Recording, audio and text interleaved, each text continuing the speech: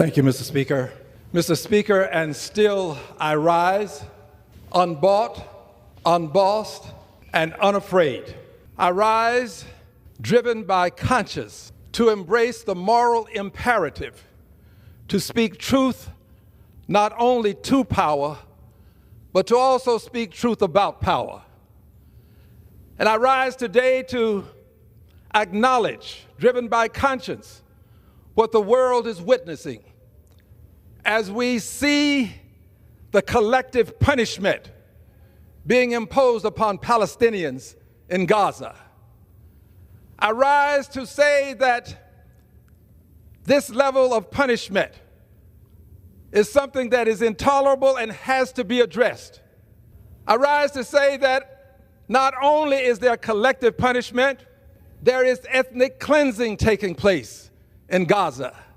I rise to say that at some point, we in this Congress have to take a stand against the injustice being perpetrated against innocent Palestinian men, women, and especially children. This level of injustice is something that this country has always stood against. But we find ourselves today standing with Mr. Netanyahu and the government that is bringing shame to the country of Israel. Israel should never do what it despises. I believe that the country of Israel would despise this level of punishment, this level of injustice being perpetrated upon another country. Yet we find today that Mr. Netanyahu, under his leadership, Israel is gaining a reputation as a pariah country.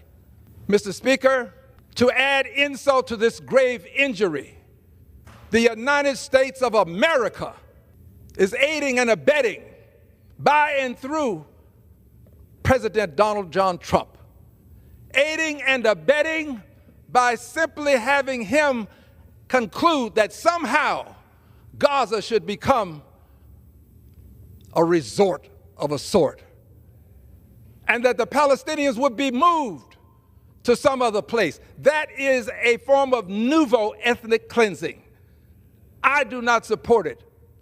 And I want the world to know that if in this bill, this big, beautiful bill that the president would have us sign off on, that I'm already antithetical to, but if there is money in that bill to support the continued ethnic cleansing, the continued inhumanity that's taking place against the Palestinians, I cannot support that.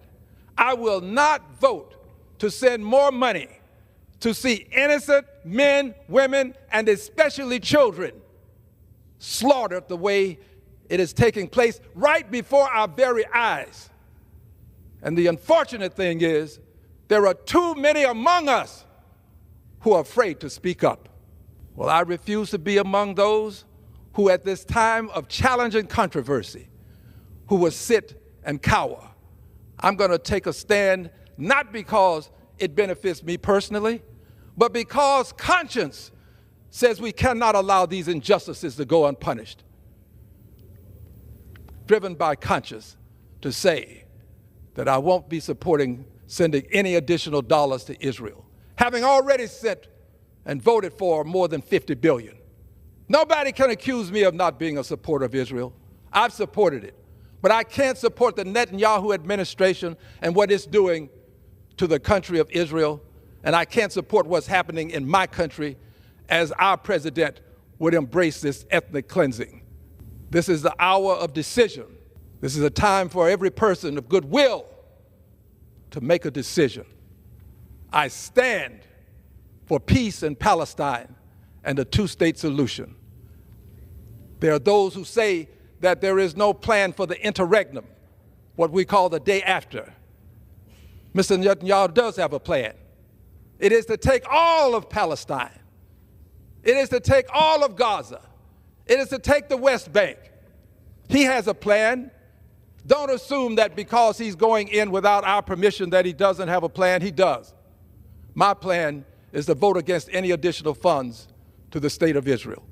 I yield back the balance of my time.